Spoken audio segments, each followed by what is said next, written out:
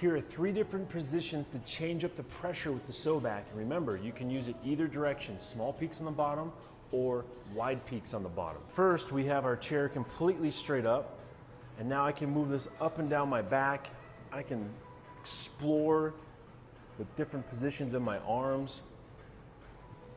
This will be the least aggressive. Second is if you want more aggressive, lean the chair back further.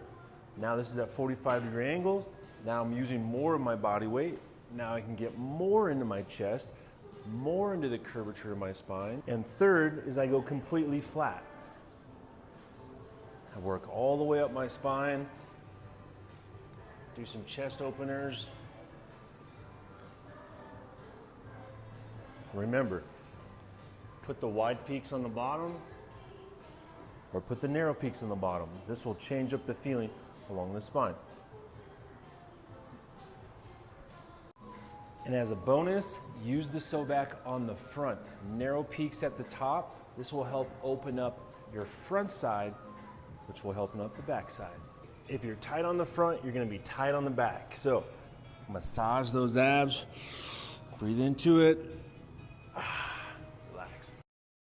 Link in my bio for a discount code and a Zoom link to schedule with me.